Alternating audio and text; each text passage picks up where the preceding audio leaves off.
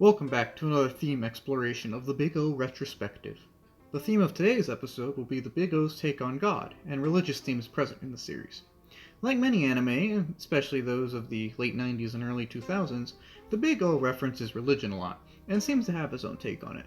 To examine this, we'll look at how the series explores what they believe to be higher powers, whether or not higher powers would recognize themselves if they took the form of a human, and other aspects of the religious symbolism in the series. Now, just as a disclaimer, this is not to promote or bash religion. Everyone should and can believe whatever they like to. I encourage a plurality of beliefs here, as long as everyone's respectful to everyone, you know? It's just to look at how the Big O interprets and speaks on religion and higher powers from, its own perspective. Imagine that the Big O is a person, and I'm simply explaining what they believe when it comes to higher powers. Also, just as a side note, the script may not be as coherent as a lot of the other ones because it's based on what I can describe as intuition. I don't really know how to say it. There is symbolism and there is concrete stuff in the show here. They do make specific religious references. It's just that some of this just felt like a gut feeling that I felt the show really wanted to tell me and that I wanted to try and script for you. Anyways, first, however, we must look at religion's place in the Big O. While religious themes are not an overt theme or presence in the show, there are plenty of religious symbols, and religion is shown to be important to many of the citizens of Paradigm. While religious symbolism appears from episode 1 with the iconic "Cast in the name of God, ye not guilty," it grows over time to eventually become a subtle component of the series, and even has a few episodes semi-dedicated to semi-religious themes. Notable episodes include episode 12 and 16, the Christmas episode and the one about Advent. Over time, the show slowly starts to take the discussion of higher powers more seriously, and it seems to present them as true enough, by certain views. By true enough, I mean to say that what constitutes, higher powers or God or truth or whatever you would like to call that is given a flexible definition. And while there's no concrete answer and, not really a real definition given, the show says it's a thing. It's definitely something. And while many real-world religious ideas are hinted at, the only one that I thought that was blatantly mentioned were some Christian symbolism with, the crosses being present in a lot of scenes, in backgrounds, and the idea that Heaven's Day is used to mark the birth of God's Son. And while some may see this as a witty throwaway line, I think its presence lends itself well to how the idea of higher powers and God are presented in the Big O. You see, when I was first typing the script, I, struggled to pin down exactly what the series was saying. I felt like it was saying a lot, but it was kind of subtle, kind of, not necessarily the most clear. Then I realized this was probably by design. You see, the Big O presents the idea that God and higher powers, and, whatever else you'd like to term those, are nebulous. There are many right answers when it comes to the answer of truth, or God, or purpose. And this line both confronts the idea that there's only a single correct interpretation of a higher power, yet it supports the concept that there's one somewhere. It says that there's a power or powers above humanity and beyond their comprehension. It's an affirmation of something. There are many valid interpretations of God, and these are left to the individual. The show even sort of confirms this when Roger states that Schwarzwald was always in search of his own truth. Did he not realize there's probably more than one truth? The higher power, in turn, yields a massive influence and presence, yet this is not always apparent. Basically, the Big O states, okay, there's a god or something, but what is it? I don't know, you figure it out. And this is not a lazy take. This is more a take that leaves it up to interpretation. It serves to support the concept and push the viewer to form their own views. The point of the imagery is not necessarily to confirm a certain or specific notion of a higher power or god or truth or whatever you'd like to term it. It's merely to postulate its existence.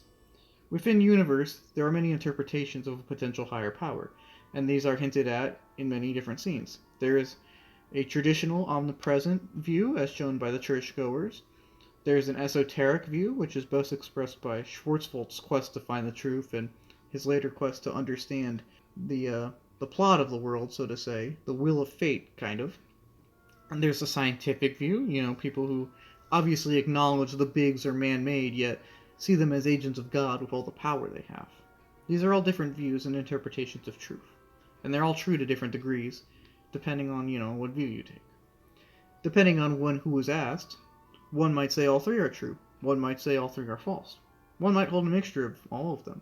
That is not to say anyone is wrong, it's simply to say they have different interpretations, and the entire point of the show is to say that everyone is entitled to their own interpretation.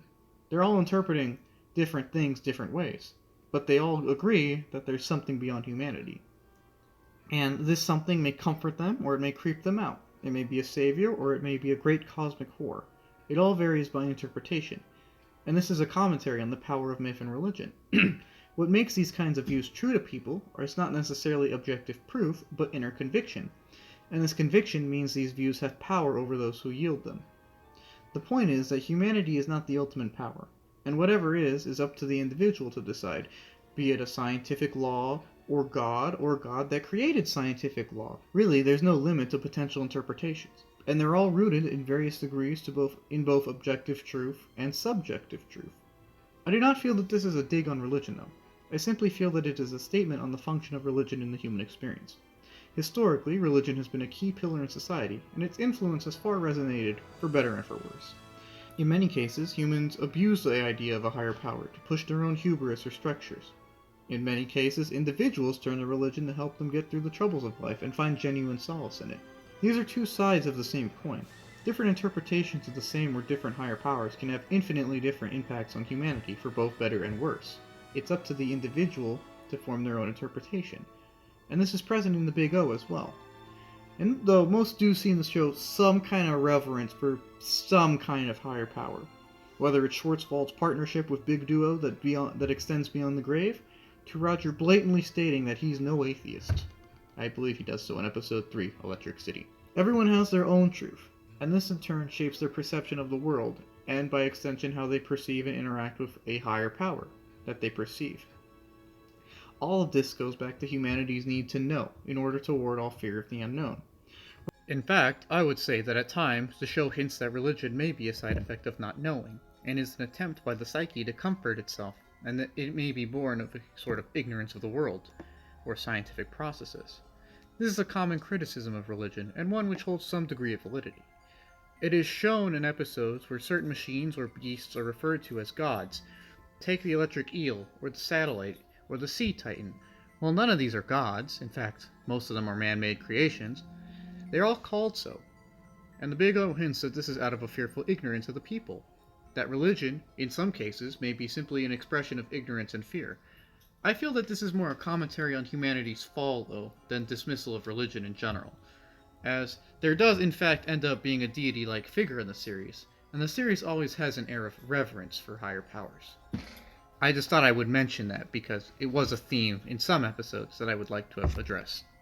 While people do not all crave the same mythos, they all crave some sort of mythos, be it an esoteric, or mythical, or religious, or scientific one, or a mix of any of these.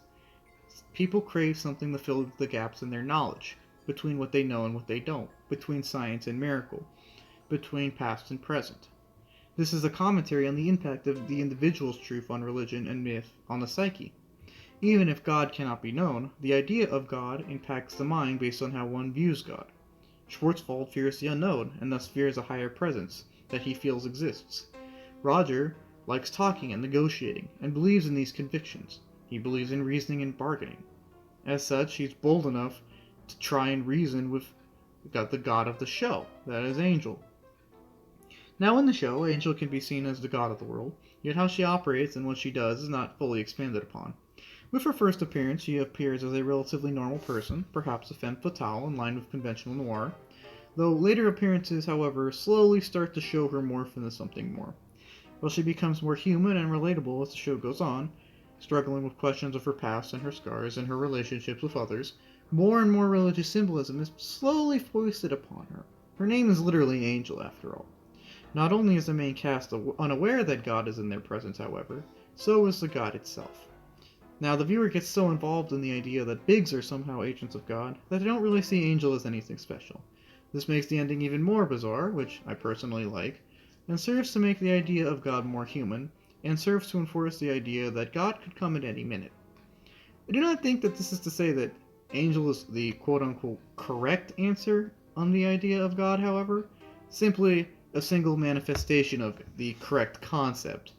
That concept being that there's some kind of higher power. Now, whether Angel is the true God in this universe, or a relative God is not answered, though the fact that it is a simulated reality and she's shown to be a director in the real world would hint at the relative status option. When I say relative god, I do not mean an actual literal god.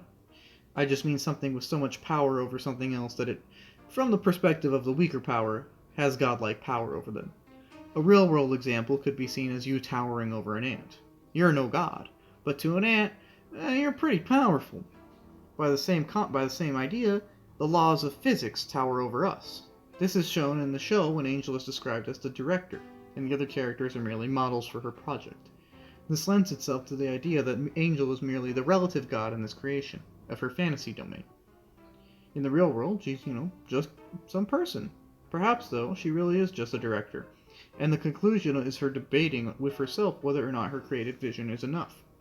This even kind of mirrors the real-world production of the show, as a second season for 26 episodes was initially considered before getting cut to 13. In this real-world example, the relative gods of the show, i.e. the producers who have power over the show, they are the relative god to the show, decided that they had to cut their losses and shorten it.